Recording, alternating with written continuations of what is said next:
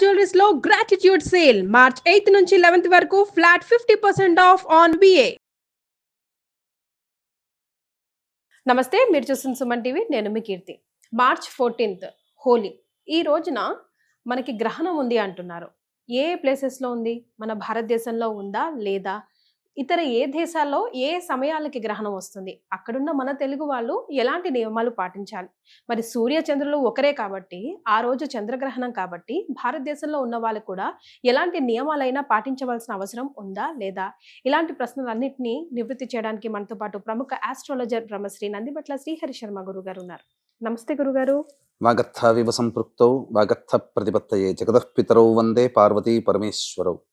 సదాశివసమారంభాం శంకరాచార్య మధ్యమాం అస్మదాచార్య పర్యంతం వందే గురు పరంపరాం.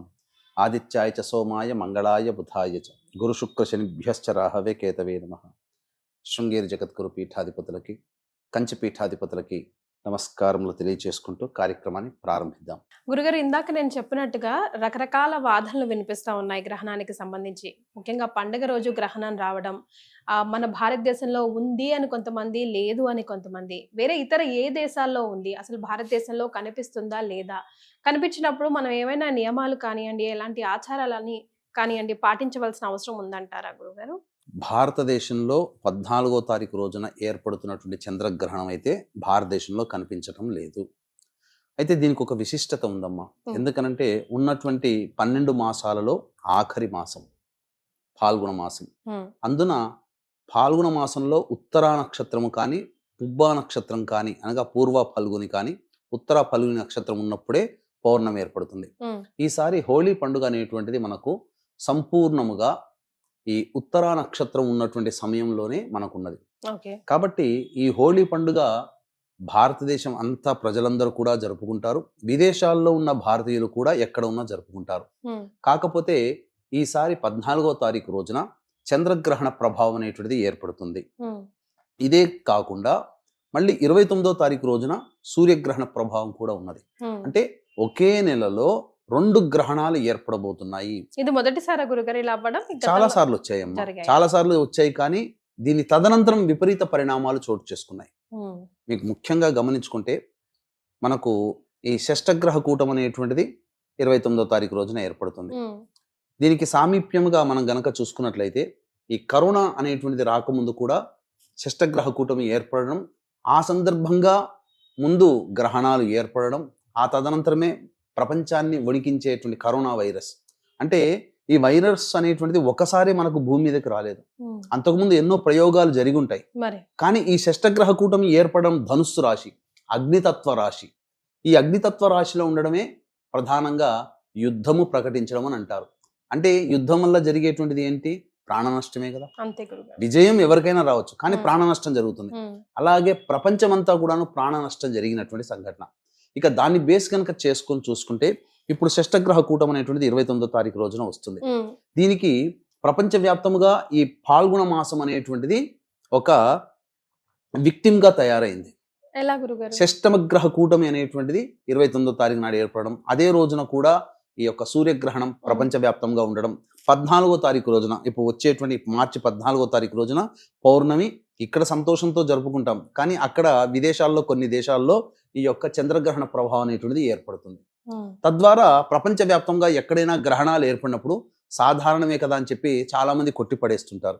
కానీ ఇక్కడ అటువంటి విషయాన్ని కొట్టిపడేయాల్సినటువంటి అవసరం లేదమ్మా. ఎందుకనంటే ప్రపంచవ్యాప్తంగా మనకు మంచి చెడు జరిగేటువంటి సంఘటనలు ఈ గ్రహణాలకి లింక్ ఉంటాయి.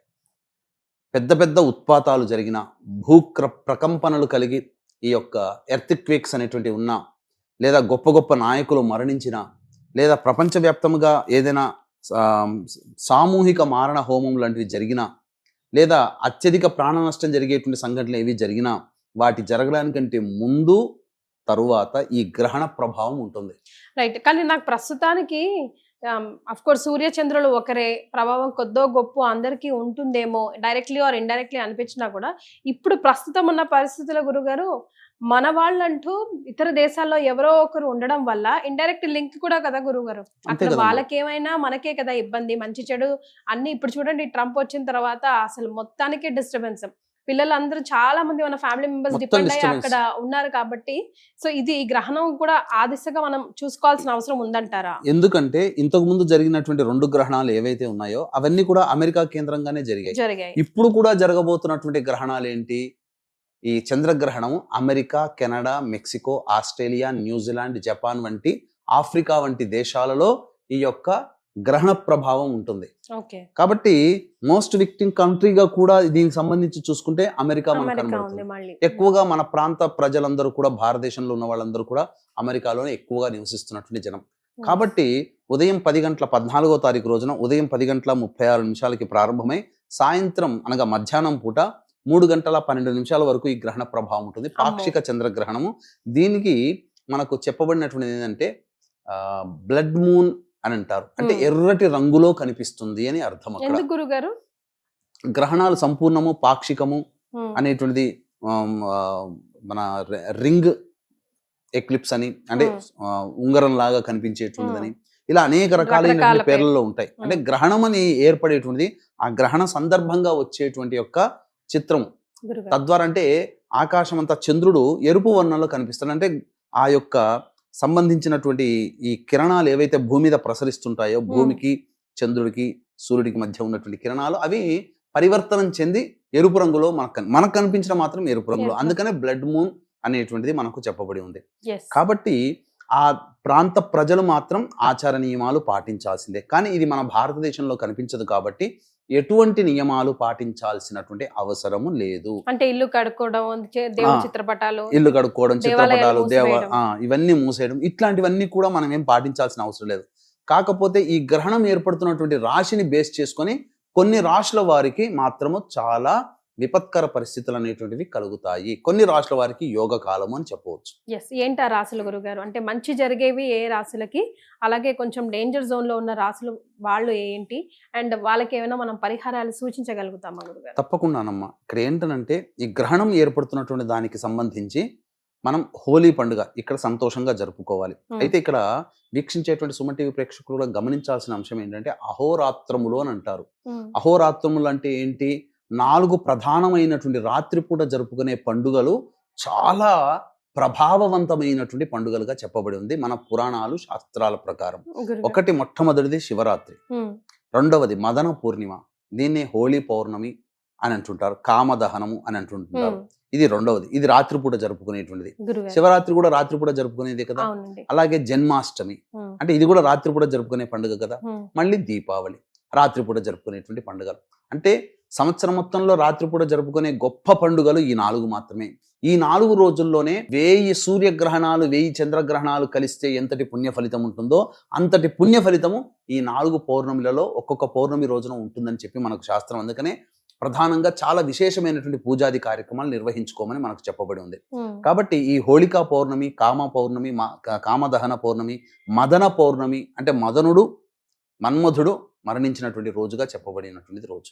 కాబట్టి అందుకనే మనకు శాస్త్రం ప్రకారం చూసుకుంటే హోళీ పండుగ ముందు 15 రోజులు అసలు ఈ యొక్క పాల్గొన మాసంలో పూర్వము ఒక 500-600 సంవత్సరాల కిందట పెళ్లిళ్లే జరుపుకునే వాళ్ళు కారు. ఎందుకంటే భార్యాభర్తలు దాంపత్యంలో జీవించాల్సినటువంటిది, దాంపత్యానికి మూలకారకుడైనటువంటి మన్మధుడు మరణించినటువంటి సమయం కాబట్టి ఈ యొక్క మాసంలో చేసుకునేవాళ్ళు. కానీ కాలక్రమేణా దగ్గరగా వచ్చి 10 రోజుల ముందు అటు ఇటుకు జరుపుకునేవాళ్ళు కారు. కాలక్రమేణా ఇప్పుడు వారం రోజుల ముందు, ఇప్పుడు ఏమైపోయింది, ఒక రోజు ముందు అటు ఇటుగా మానుకొని మిగతా రోజుల్లో పెళ్లిళ్ళు చేసుకుంటున్నారు. ఇది మనకు చెప్పబడినటువంటిది. అయితే ఇక్కడ ఈ చెప్పినటువంటి దేశాల్లో ఉన్నటువంటి ప్రాంత ప్రజలు ఒక్కొక్క సంబంధించినటువంటి దేశంలో ఒక్కొక్క టైం జోన్ లో ఉంటారు కాబట్టి ఆ టైం జోన్ కి సెట్ అయ్యేటువంటి విధంగా ఉన్నటువంటి దాన్ని వాళ్ళు బేరీజ్ వేసుకొని ఆ యొక్క గ్రహణం ఏర్పడుతున్నటువంటి సమయం రోజున ముఖ్యంగా స్నానం ఆచరించి ఇష్ట దేవత పూజ చేసుకోవాలమ్మా. ఏదైనా గురువు ఇచ్చినటువంటి మూలమంత్రము, లలితా సహస్రనామము, లలిత త్రిశతో, శివ సహస్రనామము, అది గ్రహణం విడిచేంత వరకు స్నానం చేసి, విడిచేంత వరకు కూడాను జపం చేసుకొని విడిచే ముందు ఒక 10 నిమిషాల ముందర మళ్ళీ విడుపు స్నానం చేసేసి ఇల్లంతా శుభ్రపరచుకోవాలి. ముఖ్యంగా దర్భలు అనేటువంటివి ఇంట్లో వాడాలి. ప్రతి ఆహార పదార్థంలో నిల్వ ఉంచుకొని మళ్ళీ వాడుకునేటువంటి ఆహార పదార్థాలలో ఈ దర్భ అనేటువంటిది వేసుకోవాలి. అయితే ఇక్కడ మనకు గ్రహణం కనిపించదు కాబట్టి, గ్రహణం మనకు భారతదేశంలో లేదు కాబట్టి ఎటువంటి నియమాలు పాటించాల్సిన అవసరం లేదు. కాకపోతే ముఖ్యంగా మానసిక సంబంధించినటువంటి సమస్యలతో బాధపడేటువంటి పిల్లలు, పెద్దలు, అలాగే ఈ సంబంధించినటువంటి గర్భవతులు ముఖ్యంగా ఆచరించాల్సినటువంటిది, ఈ గర్భవతులకి సంబంధించి ఈ గ్రహణ ప్రభావము మనకు 13 మరియు 14 తారీఖులో 2 రోజుల్లో ఉంది కాబట్టి చేతనైతే పిల్లలకి తలకినో లేకపోతే నడుము దగ్గరనో కంఠం దగ్గరనో పిల్లలకి ఎవరైతే గర్భం దాల్చిన మహిళలు ఉంటారు కదా వాళ్ళు ఈ యొక్క నాభి దగ్గరనో లేదా నాభి చుట్టను కనుక దర్భ పెట్టుకుంటే గనక, ఇప్పుడు ఎందుకనంటే చంద్రుడు మనకు కనబడుతున్నాడు, ఇక్కడ చాలా మంది మనకు కనిపించినప్పుడు పాటించాల్సింది లేదు అని చెప్తారు. వాస్తవే, నియమాలు పాటించాల్సిన అవసరం లేదు, కానీ ఆచారం మాత్రం పాటించాలి. కాబట్టి గర్భవతులు ఎవరైతే ఉంటారో వాళ్ళు ఖచ్చితంగా ఈ యొక్క సంబంధించినటువంటి నడుము చుట్టూను అంటే గురుగారు వాళ్ళకి సాయంకాలం అవుతున్నప్పుడు మనకి ఇక్కడ ఉదయకాలం అవుతుంది కదండి. అవునమ్మా, అక్కడ వాళ్ళకి ఉదయకాలం, అక్కడ వాళ్ళకి సాయంత్రం, మనకు ఉదయకాలం అయినా కూడా పాటించాలి. ఎందుకంటే చంద్రుడు ఉంటాడు కదమ్మా ఉదయం పూట కూడా ఉదయిస్తాడు కదా, కాబట్టి అందులో సందేహం లేదు. కాబట్టి ఆ విధంగా పాటించాలి, ఇక్కడ వాళ్ళు కూడా పాటించాలి. ఎందుకు? ఇది విశ్వవ్యాప్తమైనటువంటి జరిగే ఇన్సిడెంట్, కేవలం ఒక దేశంలో మాత్రమే జరుగుతుంది, ఇంకో దేశంలో అని కాదు ఇక్కడ. కాకపోతే అక్కడ కనిపించే వాళ్ళకి మాత్రం ఆ నియమాలు పాటించాలి. ఇక ప్రధానంగా మీరు అడిగినటువంటి ఏ రాష్ట్ర వారికి ఇబ్బంది బాలేదు సార్. గురుగారు ఈ ఏ రాశుల వారికి ఎలాంటి ప్రభావం చూపిస్తుందనే ముందు, ఆ రోజు పొరపాటున లైక్ చెప్పలేం కదా గురుగారు, రోజుకి ఎంతో మంది పుడుతూ ఉంటారు, చనిపోతూ ఉంటారు. సో ప్రత్యేకంగా గ్రహణంలో ఎవరైనా పిల్లలు పుట్టినా లేదంటే ఎవరైనా పరమపదించినా ఎలాంటి నియమాలు ఉంటాయంటారు? దాని మీద అది ఎఫెక్ట్ వంశం మీద కానీ లేకపోతే ఆ పిల్లవాడి మీద కానీ ఉంటుందంటారా? ఇక్కడ గ్రహణం అనేటువంటి సందర్భంగా జన్మించినప్పుడు గ్రహణ వేద గ్రహణ శాంతిగా చేసుకోవాలమ్మా. ఎందుకనంటే గ్రహణం అనేటువంటిది ఆషామాషి అయినటువంటి సమయం అయితే ఇక్కడ పుట్టినా ఎక్కడ పుట్టినా, ఇక్కడ పుడితే ఇక్కడ మనకు కనిపించదు కాబట్టి సంబంధం లేదు. విదేశాలలో ఆ సమయంలో గనక జన్మ ఇచ్చినట్లయితే ఎక్కడైతే గ్రహణం వస్తుందో ఆ సమయంలో ఉంటే గనక పుట్టిన తర్వాత 11వ రోజున ఖచ్చితంగా గ్రహణ శాంతి చేసుకోవాల్సిందే, నవగ్రహాలకి జపాలు చేసుకోవాల్సిందే, అలాగే ఉదక శాంతి చేసుకొని ఇంట్లోకి ప్రవేశం చేయాల్సిందే, ఇంట్లో శుద్ధిగా అవన్నీ కావాల్సిందే. అలాగే చనిపోతే కూడా ఉదక శాంతి చేసుకోవాల్సిందే, తప్పదు. గ్రహణంలో చనిపోవడం అనేటువంటిది మాత్రం సరైనది కాదు. కాకపోతే ఇక్కడ మనకు భారతదేశంలో కనిపించదు కాబట్టి దానికి సంబంధించినటువంటిది ఏమీ చింతించాల్సిన పని లేదు. అయితే మనకు ఏర్పడుతున్నటువంటిది కన్యా రాశిలో ఏర్పడుతున్నటువంటి గ్రహణం కాబట్టి ముఖ్యంగా ఈ సంబంధించినటువంటి కర్కాటక రాశి వారికి, తరువాత మిథున రాశి వృశ్చిక రాశి వారికి, కర్కాటక వృశ్చికం, తరువాత మేష రాశి వారికి, ఈ 3 రాశుల వారికి మాత్రం యోగ కాలం. ఈ 3 రాశులకి మాత్రం చెప్పబడినటువంటిది యోగ కాలం. మిగతా అన్ని రాశుల్లో అనగా వృషభ, మిథున, సింహ, కన్య, తుల, మకర, కుంభ, ధనుస్సు రాశులలో జన్మించినటువంటి వాళ్ళకి మాత్రం కొన్ని ఇబ్బందికర పరిస్థితులు అనేటువంటి ఏర్పడతాయి. కాబట్టి దీన్ని దృష్టిలో పెట్టుకుని మన పీఠం ఆధ్వర్యంలో ఈ 14వ తారీఖు రోజున ఈ సశాస్త్రీయముగా గ్రహణ దోష నివారణ పూజలు, హోమాలు అనేటువంటి జరిపించడం జరుగుతున్నాయి. ముఖ్యంగా ఆరోగ్యం కోసం, ముఖ్యంగా లక్ష్మీ ప్రాప్తి కోసం. ఆ రోజు పౌర్ణమి కాబట్టి లక్ష్మీ హోమము, మృత్యుంజయ హోమము, అలాగే సంబంధించినటువంటి నవగ్రహాల హోమము, ఇవన్నీ కూడా జాతకరీత్యా వివాహం కావాల్సిన అబ్బాయిలకి అమ్మాయిలకు సంబంధించిన హోమాది కార్యక్రమాలు పర్ హెడ్ 2100 రూపాయలకి చేయించడం జరుగుతుంది. ముఖ్యంగా ఎవరికి ఇబ్బంది అని అంటే కుంభరాశిలో ఉన్నటువంటి వాళ్ళకి అష్టమ స్థానంలో గ్రహణం ఏర్పడుతుంది కాబట్టి అది చాలా ప్రధానంగా దోషం. సింహరాశి వారికి కుటుంబ స్థానంలో ఏర్పడుతుంది, కన్యా రాశి వారికి రాశిలోనే ఏర్పడుతుంది, మీన రాశి వారికి సప్తమ స్థానంలో ఏర్పడుతుంది. ఈ 4 రాశుల వారికి, దీంతో పాటుగా ధనుస్సు రాశిలో జన్మించినటువంటి వారికి 10వ స్థానంలో ఏర్పడుతుంది. కాబట్టి ఈ రాశుల్లో మీనము, ధనుస్సు మరియు సింహము, కన్య, ఈ 4 రాశుల వారికి మాత్రం ఎఫెక్టివ్గా ఎక్కువగా ఉంటుంది. అందులో సందేహం లేదు. సో మరి వీళ్ళకి ఎలాంటి పరిహారాలు పాటించాలి గురుగారు? ఆఫ్ కోర్స్ వీలైనంత మంది మీ పీఠం ఆధ్వర్యంలో సామూహికంగా అందరూ ప్రత్యేకంగా చేయించుకోలేరు కాబట్టి, ముఖ్యంగా విదేశీయుల్లో ఉన్న వాళ్ళు వచ్చి చేయించుకోలేరు కాబట్టి మీరు ఇస్తున్న మంచి అవకాశాన్ని సద్వినియోగం చేసుకోవాలని నేను కూడా ప్రేక్షకుల్ని మనసారా కోరుకుంటున్నాను.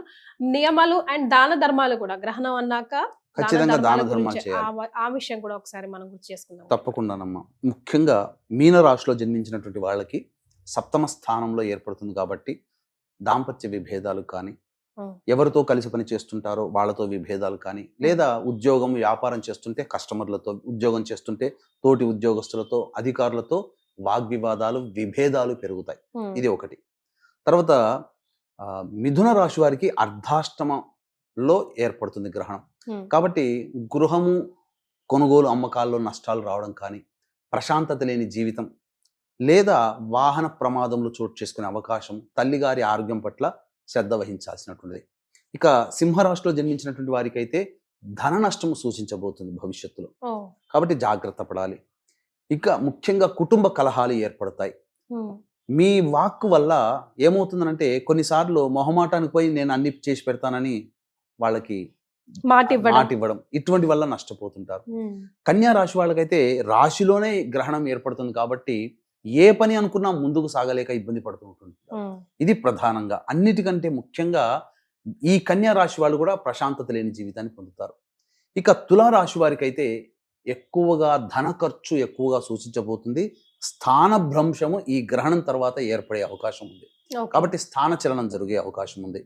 ఇక ధనుస్సు రాశిలో ఉన్న వాళ్ళైతే చేస్తున్నటువంటి వృత్తి ఉద్యోగ వ్యాపారాల్లో నష్టాలు సరి చూడాల్సినటువంటి అవకాశం ఏర్పడుతుంది. అన్నిటికంటే మించి ముఖ్యంగా వాళ్ళ యొక్క పేరు ప్రతిష్టలకి చెడ్డ పేరు వచ్చే అవకాశాలు కొన్ని జరుగుతాయి. ఇది ముఖ్యంగా గమనించాల్సినటువంటిది. ఇక నిరుద్యోగస్తులకి గడ్డు కాలంగా చెప్పవచ్చు ఈ గ్రహణ సందర్భంగా. ఇక మకర రాశిలో జన్మించినటువంటి వాళ్ళకైతే ఆస్తి వివాదాలు పెరిగేటువంటి అవకాశాలు గోచరమవుతున్నాయి. తండ్రి గారి ఆరోగ్యం పట్ల శ్రద్ధ వహించాల్సినటువంటిది.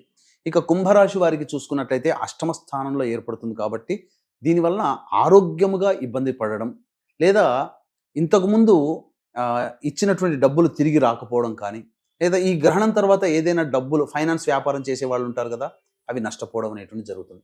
కాబట్టి వెరసి చూసుకుంటే వృషభము, మిథునము, మరియు సింహము, కన్య, తుల, ధనుస్సు, మకరం, కుంభం, ఈ చెప్పినటువంటి రాశుల్లో జన్మించినటువంటి వారికి మాత్రం చాలా మటుకు సమస్యలు వస్తాయి. కాబట్టి వీళ్ళందరూ కూడా ఈ గ్రహణ సందర్భంగా ఈ సంబంధించినటువంటి గ్రహణం ఏదైతే ఉందో, గ్రహణ సందర్భముగా ఉదయం 14వ తారీఖు రోజున ఉదయం నుంచి 12:23 వరకు మాత్రమే పౌర్ణమి ఉంది. కాబట్టి ఇష్టదేవత ఆరాధన అనేటువంటిది చేయడం చాలా మంచిది. ముఖ్యంగా శివాలయానికి వెళ్ళి నవగ్రహాల చుట్టూ శివాయ నమః అంటూ 27 ప్రదక్షిణలు చేసి శివాభిషేకం జరిపించుకోండి. అమ్మవారికి అభిషేకం అర్చన జరిపించుకోండి. లేకపోతే ఇంకా చెప్పాలి అని అంటే ఆ దేవాలయంలో అమ్మవారి యొక్క లలితా సహస్రనామము ఆ పారాయణ చేయండి. తర్వాత ముఖ్యంగా ఈ పౌర్ణమి రోజున ఏర్పడుతున్నటువంటి శుక్రవారం కాబట్టి అమ్మవారికి, లక్ష్మీ అమ్మవారికి విశేషముగా అమ్మవారికి అభిషేకం అర్చన జరిపించి బెల్లం పాయసం నైవేద్యంగా పెట్టండి. లేదా కొన్ని ప్రాంతాలలో అమ్మవారికి చద్ది పెడతారని అంటారు, మీకు ఐడియా ఉందా? అంతకు ముందు అనగా రాత్రి 11:30 తర్వాత 11:30 వరకు భద్రకరణం ఉంటుంది 13వ తారీఖు రోజున. 11:30 తర్వాత చద్ది ప్రిపేర్ చేసేసి పెట్టేసేసి తెల్లవారు లేవగానే చక్కగా దేవాలయానికి చేరుకొని ఆ పార్వతీ అమ్మవారు కానీ, లేదా గ్రామ దేవత కట్టమైసమ్మ, ఇలా ఎల్లమ్మ, పోచమ్మ ఉంటారు కదా, లేదా గ్రామ దేవత దగ్గరికి వెళ్ళి చద్ది నైవేద్యంగా పెట్టి ఆ చద్ది పిల్లలకు గనక పెడితే పిల్లలకి ఉండేటువంటి అపమృత్యు భయ దోషాలు తొలగిపోతాయి, కుటుంబము శాంతిస్తుంది. చాలా మటుకు బాలారిష్ట దోషాలు పిల్లలకి ఈ పౌర్ణమి రోజున పెట్టడం వల్ల, అమ్మవారికి పెట్టి దాన్ని పిల్లలకి పంచడం వల్ల ఎంత చేస్తారో అదంతా అయిపోవాలి. చద్ది పెట్టడం అంటే అదే కదా, అమ్మవారికి నివేదన చేసి ఊళ్ళో ఉన్నటువంటి పిల్లలకి అందరికీ పెట్టడం పిలిపించి. ఈ విధంగా చేస్తే కుటుంబంలో చికాకులు, సమస్యలు తొలగిపోవడమే కాకుండా పిల్లలకి ఆయురారోగ్యాలు చక్కగా కలుగుతాయి. భవిష్యత్తులో గండ దోషాలు లేకుండా ఉంటాయి. ఇంకా విశేషంగా ఇప్పుడు మీరు చెప్పినన్ని వాళ్ళు చేసుకునేటువంటి పరిహారాలు, ఇంకా అవకాశం ఉంటే విదేశాల్లో ఉన్నటువంటి వాళ్ళు కూడా ఇక్కడికి దాకా మన దాకా ఇక్కడ దాకా ఇంట్లో చేసుకోలేరు. కాబట్టి అవకాశం ఉంటే మన పీఠం ఆధ్వర్యంలో జరిగేటువంటి చంద్రగ్రహణ దోష నివారణ పూజలు, హోమాల్లో నమోదు చేసుకోవచ్చు. ఇక విశేషంగా ఈ చెప్పబడినటువంటి రాశుల్లో జన్మించినటువంటి వారు చంద్రగ్రహణము రూపు వెండితో చేసినటువంటిది, అలాగే బియ్యము, తెల్లటి వస్త్రము, ఇవి దానము చేసినట్లయితే చాలా మటుకు శాంతిస్తాయని చెప్పవచ్చు. రైట్ గురుగారు, అంటే ఇందాక చెప్పిన పరిహారాలు విదేశీయులకి కొంచెం అనుకూలంగా లేకపోవచ్చు, ఎందుకంటే ఎక్కడో దూరంగా దేవాలయాలు అవి ఉంటూ ఉంటాయి. కాబట్టి ఇంట్లో నెక్స్ట్ డే ఉదయం వాళ్ళు ఏమైనా చేసుకోవడానికి, పాటించడానికి, గ్రహణ దోషాలు పోవడానికి ఏమైనా దేవుడి పూజలు కానీ, మంత్రాలు కానీ ఏమైనా ఉన్నాయా గురుగారు? గ్రహణ సందర్భంగా ఎవరైనా చెప్పేది ఇష్టదేవత ఆరాధన చేసుకోవడం. తర్వాత ఆ చేసిన తర్వాత బియ్యం ముఖ్యంగా బ్రాహ్మడికి దానం చేయడం, ఓకే. అది లేదా బ్రాహ్మడి కోసం ఏదైతే చెయ్యాలని పెట్టుకుంటారో ఆ బ్రాహ్మడి కోసం పెడుతున్నానని చెప్పి ఆ తీసి విధంగా పక్కన తీసి పక్కకు పెట్టేసుకొని పెట్టి ఎప్పుడైనా వెళ్ళినప్పుడు ఆ బ్రాహ్మడికి ఇచ్చి ఆశీర్వచనం తీసుకోండి, తగు దక్షిణ ఇచ్చి నమస్కారం చేసుకుంటే చాలు. రైట్. సో భారతదేశంలో లేకపోయినప్పటికీ స్ట్రిక్ట్ గా నియమాలు పాటించకపోయినప్పటికీ ఆచారాలు మాత్రం ముఖ్యంగా మన గర్భిణీ స్త్రీలు. భారతదేశంలో Yes. భారతదేశంలో చెప్పినటువంటి వృషభ, మిథున, సింహ, కన్య, తుల, మకర, కుంభ, ధనుస్సు ఈ రాశుల్లో జన్మించిన వాళ్ళు మాత్రం ఖచ్చితంగా ఈ యొక్క గ్రహణ ప్రభావానికి గురవుతారని చెప్పడంలో ఏం సమాత్రం సందేహం లేదు. మన భారతదేశంలో కనిపించదు కదా అనడానికి లేదమ్మా. మన భారతదేశంలో కనిపించకపోయినప్పటికీ నియమాలు పాటించాల్సిన అవసరం లేదు. కానీ ఆచారాలు ఈ మాత్రం ఆచారం మాత్రం ప్రపంచానికి సంబంధించింది. గ్రహణం మన భారతదేశానికి లేకపోతే ఆ విదేశాల్లో కనిపిస్తుంది. నియమాలు పాటించాల్సిన అవసరం లేదు. కానీ ప్రపంచం మొత్తానికి, అందుకనే చూడండి దీని తర్వాత వచ్చేటువంటి పెను మార్పులు చాలా జరగబోతున్నాయి. షష్టగ్రహ కూటమి, 2 గ్రహణాలు ఒకే నెలలో ఏర్పడడం. ఈ 2 గ్రహణాలు ఒకే నెలలో ఏర్పడడమే గ్రహ సంచార ప్రభావంలో మహాభారత యుద్ధం జరగడం కారణం కార్తీక మాసంలో. ఇది అందుకనే ఇది కూడా కారణం. కాబట్టి భవిష్యత్తు వినాశనానికి ఇప్పుడు మనం సంతోషంగా ఉన్నామని సంతోషపడాలి. కానీ భవిష్యత్తులో వచ్చేటువంటి నష్టం కరోనా ఎవరైనా ఊహించారా? కాబట్టి ఇప్పుడు కూడా అదే చెప్పబడుతుంది. దీని తర్వాత ప్రపంచవ్యాప్తంగా పెను మార్పులు చోటు చేసుకోబోతున్నాయి. షష్టగ్రహ కూటమి ఎందుకనంటే మీన రాశిలో సంబంధించినటువంటిది సూర్యగ్రహణం ఏర్పడుతుంది. చంద్రగ్రహణం కన్యా రాశిలో, కన్యా రాశి భూతత్వ రాశి, సూర్యగ్రహణం ఏర్పడేది జలతత్వ రాశి. కాబట్టి ఖచ్చితంగా ప్రకంపనలు, ఎర్త్ క్వేక్స్, అలాగే సునామీలు, అంటే సముద్రంలో అలజడులు జరిగి అనేటువంటిది సముద్రం తీరం కోతకు గురయ్యే అవకాశాలు గోచరమవుతున్నాయి. ముఖ్యంగా సునామీలు ఏర్పడి బాగా నష్టం జరుగుతుంది. అంతేకాకుండా ఈ రాశికి సంబంధించినటువంటి భచక్రంలో గనక చూసుకున్నట్లయితేనమ్మా అది 12వ రాశి. రాశి నుంచి 12వది అంటే ఏంటి? అదే ఆఖరు రాశి. సృష్టి వినాశనం కూడా అక్కడ జరగబోతుంది. ఆ రాశ్యాధిపతి అయినటువంటి గురువు వృషభ రాశిలో ఉన్నాడు. ఎవరి నక్షత్రంలో ఉన్నాడు? మృగశిర నక్షత్రంలో ఉన్నాడు. ఆ మృగశిర నక్షత్రాధిపతి అయినటువంటి కుజుడు స్తంభించి మిథున రాశిలో ఉన్నాడు. కాబట్టి ఖచ్చితంగా స్తంభించి ఉన్నటువంటి కారణం చేత ఈ అస్త్రశస్త్రాస్త్రాలు వేసుకునే సందర్భాలు కొన్ని దేశాల్లో ఏర్పడబోతాయి. ఇప్పటికీ కామ్గా ఉన్నా దీని ప్రభావం మాత్రం ఖచ్చితంగా ఉంటుంది. అందులో ఏమాత్రం సందేహం లేదు. రాసి పెట్టుకోండి, ఇది మాత్రం ఖచ్చితమమ్మా. ప్రపంచంలో జరిగిన అనేక దుర్ఘటనలకి గ్రహణాలే సాక్షిభూతమవుతున్నాయి. కాబట్టి మనం తేలిగ్గా తీసుకోవాల్సిన అవసరం లేదు. మనకు లేదు కాబట్టి మనం పాటించాల్సింది లేదు, నియమాలు పాటించాల్సిన అవసరం లేదు. కానీ ఖచ్చితంగా మనం చేసుకుంటే తప్పేందమ్మా? ఒక దేవుడి పూజ చేసుకుంటే చేసుకోమని చెప్తున్నాం, తప్పేముంది? దేవుడి పూజ ఇంట్లో జాగ్రత్తగా ఉండమని, దైవారాధన చేసుకోండి, తప్పేమీ లేదు కదా. ఏం పోయేది ఏమీ లేదు మనకు, ఇంకా పుణ్యమే తప్ప.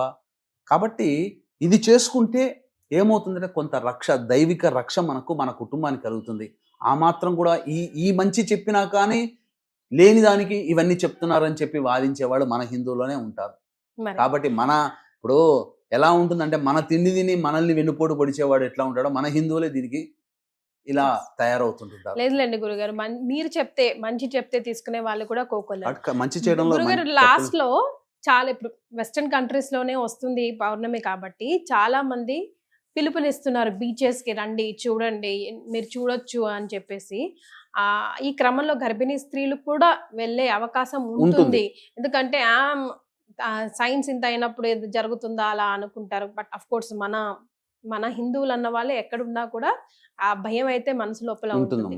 సో ఎలాంటి జాగ్రత్తలు తీసుకోవాలి గురుగారు? ఇప్పుడు ఒకప్పుడమ్మా ప్రపంచవ్యాప్తంగా చూసుకుంటే మతిస్థిమితం లేనటువంటి సంతానము పిల్లలు ఎవరు లేరు. కానీ ఇప్పుడు ఎందుకు పెరుగుతున్నారు? కారణం ఏంటంటే ఆ యొక్క గర్భవతులు గ్రహణ సందర్భంగా నియమాలు పాటించలేకపోవడం. ఇప్పుడు గ్రహణం మొర్రి వ్యాధి అని అంటారు, జెనెటికల్ ఇష్యూస్ అని అంటారు. గ్రహణ సందర్భంగా చూసినటువంటి తల్లులకే అటువంటి సంతానం ఎందుకు కలుగుతుంది? మిగతా మామూలుగా ఎన్నో సందర్భాల్లో జన్మించినప్పుడు గ్రహణం మొర్రి అనేది రావాలి కదా. అంటే ఈ పై పెదవి ఇలా కోసుకొని పుట్టడము, లేకపోతే వికృతాకారంగా పుట్టడము, ఇవన్నీ కూడా ఏంటనంటే అంతరిక్షం నుంచి వచ్చేటువంటి కిరణాలని ఆ గర్భవతి, అంటే కొంతమంది శరీరాలు సున్నితంగా ఉంటాయి, ఆ వచ్చినటువంటి ఆ రేస్ని పిండస్థం మీద ప్రభావం చూపి చూపిస్తుంది. కొంత శారీరక మార్పులు జరుగుతాయి. ఉమ్, ఈ పిండ మీద ప్రభావం చూపుతుంది. చూపించి మనం తెలిసి పెద్దవాళ్ళు పెట్టినటువంటిది. ఇప్పుడు పెద్దవాళ్ళ కంటే గొప్పవాళ్ళం కాదు కదా. అస్సలు కాదు. వాళ్ళకున్న విజ్ఞానం మనకుందా? లేదు. వాళ్ళు ఇక్కడ చూడకుండానే ఏ టెలిస్కోపులు లేకుండానే చక్కగా అంతరిక్షాలు, సమయము, గ్రహణాలు అప్పట్లోనే లెక్కగట్టారు. మనం చూడాలనంటే టెలిస్కోప్ పెట్టి చూసుకుంటాం. ఏదైనా వాళ్ళ సాంకేతిక విజ్ఞానం, పెద్దవాళ్ళ సాంకేతిక విజ్ఞానం ముందు మనము తక్కువే. మరి సో గురుగారు చెప్పబోయేది ఏంటంటే, భారతదేశంలో కనిపించినప్పటికీ కూడా ఆచార నియమాలు మాత్రం కంపల్సరిగా ఖచ్చితంగా, ముఖ్యంగా గర్భిణీ స్త్రీలు పాటిస్తే చేసే తప్పేముంది అని. అలాగే మిగతా దేశాల్లో ఉన్న వాళ్ళైతే, గ్రహణం ఉన్న దేశ వాళ్ళు ఖచ్చితంగా పాటించవలసిందే. చాలా సంతోషం గురుగారు, ధన్యవాదాలు. సర్వం శ్రీ ఉమామహేశ్వర పరబ్రహ్మార్పణమస్తు.